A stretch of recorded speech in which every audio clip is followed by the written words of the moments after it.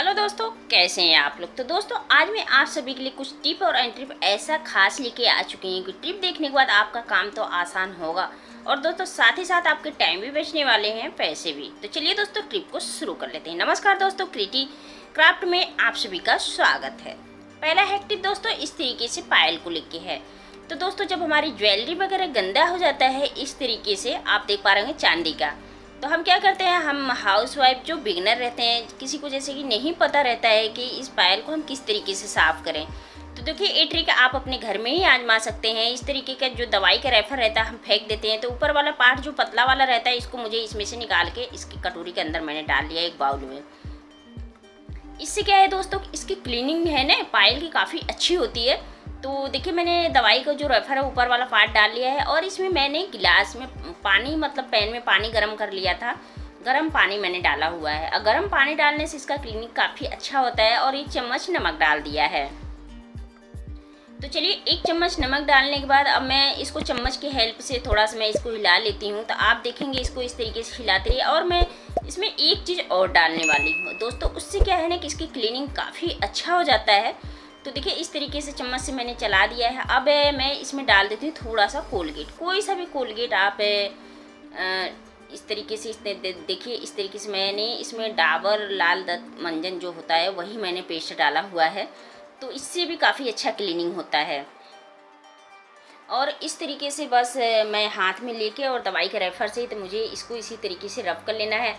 अब आप देख पा रहे होंगे मेरे हाथों में थोड़ा थोड़ा इसकी क्लीनिंग अच्छी तरीके से नज़र आ रही होगी, काफ़ी अच्छा क्लीनिंग हो जाती है। और दोस्तों इस तरीके से जब आप अपने घर में इसको क्लीन करेंगे ना, तो क्या होता है कि ना ही आपको सुनार के पास ले जाना पड़ेगा और ना ही इसकी कटौती कटने वाली है। तो थोड़ा थोड़ा पानी डाल के मैं इसको अच्छी तरीके से अपने पायल को क्लीन कर ली हूँ। और दोस्तों आपके पास इसी तरीके से मोटा या पतला पायल कोई सा भी है, तो अपने घर के जितनी भी चांदी की ज्वेलरी है ना, आप देखिए मेरी तरीके से एक बार ज़रूर साफ़ करके देखिएगा। अब बिल्कुल ये क्लीन हो चुका है। तो आप देख पा रहे हो क्लीन हो चुका है। अब मैं इसको साफ़ पानी से धुल लेती हूँ। तो चलिए इसको मैं साफ़ पानी से धुल लेती हूँ। तो आप देख पा रहे होंगे मैंने साफ़ पानी से धुल लिया है और पहले में अब में काफ़ी आपको फ़र्क दिख रहा होगा कि ये जो मेरी पायल है ना ये काफ़ी काली हो चुकी थी। तो इसी तरीके से दोस्तों आप अपनी ज्वेलरी वगैरह बहुत इजीली तरीके से इसको क्लीन कर सकते हैं। आई होप दोस्तों कि छोटा सा ट्रिक आप सभी को पसंद आया होगा। अगला है टिप भी दोस्तों इस तरीके से दवाई के रेफर को लेके। ये जो दवाई का रेफर है ये वाइट वाला होता है, मुझे ये लेना है। और बाकी ये जो आप देख पा रहे होंगे दूसरा ये नहीं लेना है। तो देखिए या तो इस तरीके से कोई ब्लैक पेपर है तो ले सकते हैं। तो देखिए जो दवाई का रेफर है ना, इसमें बस मैं मार्कर से इस तरीके से थोड़ा सा इसमें काला काला निशान सा बना दे रही हूँ, जैसे कि आई होती है ना इस तरीके से। तो मैं थोड़ा थोड़ा इसमें इस तरीके से निशान बना देती हूँ सिर्फ 4 में।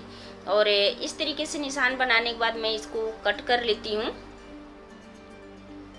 या तो फिर इस तरीके से मार्कर नहीं है तो इस तरीके से ब्लैक पेपर भी आप ले सकते हैं। इसको 1 फोल्ड करके, 2 फोल्ड करके, 3 फोल्ड करके और इसको यू शेप में कटिंग कर लेंगे। जैसे कि आप देख पा रहे होंगे मैं यू शेप में इसको कटिंग कर दी हूँ। यू शेप में कटिंग करने के ये बिल्कुल मेरी जो आँख की आईज होती है, अब आप देख पा रहे होंगे ये पूरा ब्लैक नहीं था, तो मैं इस तरीके से मार्कर से इसको करी हूँ। और इसी तरीके से ये कह कि जब दवाई के खाने इसमें डाल देंगे तो बिल्कुल यही मेरा वही काम करेगा। जैसे कि मैंने मार्कर से बनाया हुआ है तो इस तरीके से चाहे पेपर भी काट के डाल सकते हैं। अब चलिए मैंने इस तरीके से फेविकोल ले लिया है और एक वाइट पेपर ले लिया है, इसके ऊपर फेविकोल लगा दिया है। अब जो 4 पीस है मैं इसको 4 खाने में मैंने लगाया हुआ है, तो 4 खाना मैं इसको कटिंग कर लेती हूँ। और 4 ही जो देखिए दवाई का जो पीस है मैं इसको कटिंग करने के बाद मैं इसको अच्छी तरीके से इसके ऊपर चिपका देती हूँ। बस ये मेरा बहुत ही प्यारा एक ट्रिक बन के रेडी हो चुका है। तो चलिए मैं इसका यूज भी बताती हूँ। अब ये जो पेपर एक्स्ट्रा है मैं इसको कटिंग कर देती हूँ। और कटिंग करने के बाद दोस्तों अब हमारे घर में होता है ना कि इस तरीके से बच्चे हमारे घर में, जैसे टैडी हो गया और छोटा डॉगी हो गया, तो इस तरीके से बच्चे क्या करते हैं उनकी नोज़ निकाल देते हैं, आइज निकाल देते हैं। तो देखिए ये बहुत ही अच्छा आइज का काम करने वाला है। जी हाँ, अब देखिए मैं इसको थोड़ा सा सेव करके दिखाती हूँ आपको कि इस तरीके से इसका जो कोना है इसको मैं निकाल दूँगी। अब आप देखेंगे ना कि बिल्कुल ये हमारा आइज का काम करेगा। इसको आप डॉगी के और जो भी आप घर में इस तरीके से डॉगी वगैरह टैटू वगैरह रखें, बहुत ही अच्छा काम करता है। तो इस तरीके से अगर आइज वगैरह भी उनकी हट चुकी है तो इस तरीके से दवाई का जो वाइट वाला रेफर है इसमें इस तरीके से मार्कर से निशान लगा के, और आप देखिए अब बिल्कुल ही इसको आप चिपका देंगे ना तो कोई कह नहीं सकता है कि इसको मैंने अपने हाथों से बनाया है अलग तरीके से। जी हाँ दोस्तों, छोटा सा ट्रिक है पर ये बहुत ही काम का है। तो आप देखिए इस तरीके से आइज वगैरह बना सकते हैं। चाहे तो ये जो काला वाला है मैं इसको थोड़ा छोटे आकार में बनाई, इसको बड़े आकार में भी बना सकते हैं। तो है ना दोस्तों, बहुत ही कमाल का आइडिया है। इसको टैडी पे लगा सकते हैं, और जो भी बच्चे निकाल के फेंक देते हैं ना आँख वगैरह, तो उस पर लगा सकते हैं।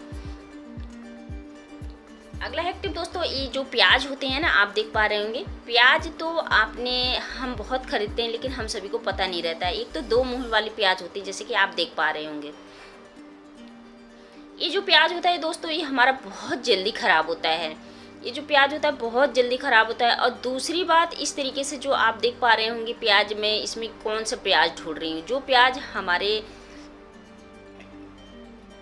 प्याज में इस तरीके से जो बीच में डंडिल होती है। और दूसरी बात क्या कि जो प्याज हमें, जो ब्राउन वाला प्याज होता है, आपने देखा होगा एक रेड प्याज होती है, एक ब्राउन प्याज होती है। तो प्याज 2 तरह की होती है। तो दोस्तों आप कभी भी प्याज काटते हुए आजमाइएगा कि हमें ब्राउन प्याज लेना है, रेड वाली नहीं लेना है। और जो ये डंठल वाली प्याज होती है ना, इसको मुझे नहीं लेना है, ये अंदर अंदर खोखला होता है। और ये जो 2 मुंह वाली प्याज होती है, जैसे कि जो मैं हाथ में ली हुई दिखा रही हूँ, ये प्याज तो बिल्कुल भी नहीं लेना चाहिए। खास तौर ये 2 तरह की प्याज जो बीच में से खोखला रहता है, और 2 मुंह वाले प्याज।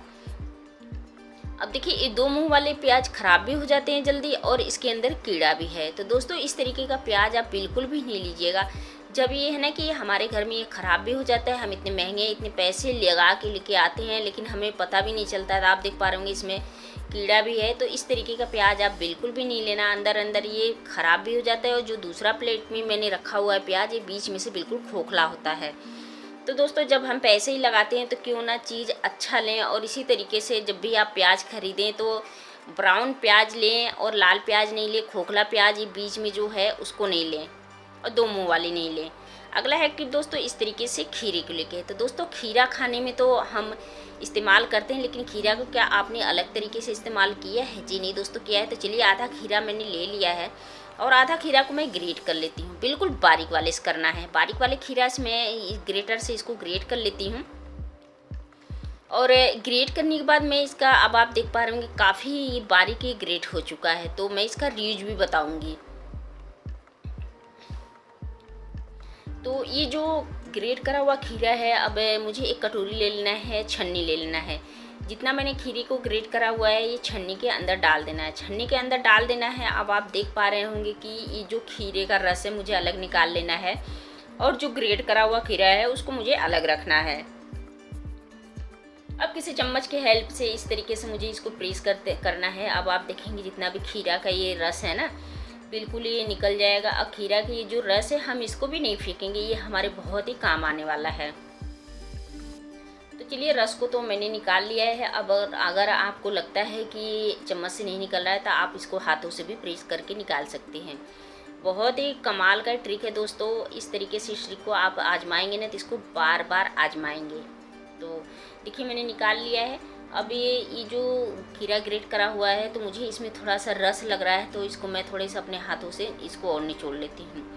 और ये जो ग्रेट करा हुआ खीरा है, अब मैं इसको भी नहीं फेंकने वाली, इसको भी यूज में लेने वाली हूँ। तो देखिए मैं इसको गोल शेप दे देती हूँ। गोल शेप देने के बाद इसको मैं अच्छी तरीके से टिक्की का शेप दे देती हूँ। ये टिक्की का शेप देने के बाद दोस्तों अब ये देखिए ना, ये हमारे बहुत काम आने वाला है। जैसे कि हमारा आँख का जो शेप होता है ना, इसके काम आने वाला है। तो मैं ये जो रस है और ये जो, अब इसमें देखिए 1 चम्मच मैं दूध डाल देती हूँ। इसमें कच्चा दूध है, ये जो मिल्क है कच्चा है। अगर आपके पास कच्चा नहीं है तो नॉर्मली भी थोड़ा सा इसमें वैसे भी डाल सकते हैं। तो देखिए 2 मैंने कटोरी ले लिया, कटोरी के अंदर ये जो खीरे का रस है मैं दोनों में आधा आधा कर ली हूँ। अब ये जो दोनों कटोरियाँ है मैं इसको फ्रीजर में रखने वाली हूँ, और जो नॉर्मल खीरा है मैं इसको फ्रीज में रखने वाली हूँ। तो चलिए इसको रख देते हैं, थोड़ी जम जाए। तो आप देख पा रहे हैं 2 से 3 घंटे रखेंगे तो अच्छी तरीके से जम जाएगा। इसको हम फ्रीजर में रखने वाले हैं। तो चलिए फ्रीजर में रख देते हैं। और ये जो हमारा खीरा है इसको मैं नॉर्मल टेम्परेचर पे इसको रखने वाली हूँ। तो चलिए ये मैंने इसको भी रख दिया है। तो चलिए इसी तरीके से दोनों चीज़ को मैंने अलग अलग रख दिया है। रखने के बाद 2 से 3 घंटे बाद में इसको निकालते हैं बाहर। तो 2 से 3 घंटे हो चुके हैं। तो दोस्तों मैं इसका रिव्यू बताऊंगी कि जिसका रोज़ रोज़ अंदर आना जाना बाहर है, जैसे कि बाहर जिसका डेली जाना है, तो इस तरीके से बर्फ़ जमा के आप खीरे में दूध डाल के जमाएंगे, आप इसको अपनी स्किन पे अप्लाई करेंगे या कि अपने मुंह पे भी अप्लाई करेंगे, तो ये हमारे शरीर के लिए बहुत ही फ़ायदेमंद है, हमारे फेस के लिए अब बहुत ही फ़ायदा भी करता है। छोटा सा ट्रिक है दोस्तों, आपके हाथ पैर जो ज़्यादा झुर्रियाँ पड़ी हैं या धूप से ज़्यादा ये डेड स्किन हो चुकी है, स्किन आपकी डेड हो चुकी है, तो उसके लिए बहुत ही फ़ायदेमंद है। इस तरीके से अप्लाई करने के बाद इसको धोना नहीं है, 10 से 15 मिनट तक के छोड़ देंगे तो आप देखेंगे इसका रिजल्ट आपको खुद मिलेगा। और दूसरी बात, ये जो खीरा मैंने रखा हुआ है काफ़ी कूल है, काफ़ी ठंडा है। तो इसको दोस्तों किसी की आंखों में जलन होती है, एलर्जी होती है, तो इसको आंखों पे अपने 10 से 15 मिनट रखेंगे तो आप देखेंगे आपके आंखों पे ज़्यादा ठंडा मिलेगा, राहत मिलेगा। उम्मीद करती हूँ दोस्तों कि ट्रिक पसंद आया। वीडियो को लाइक कर दीजिए, चैनल पहली बार सब्सक्राइब भी कर लीजिएगा।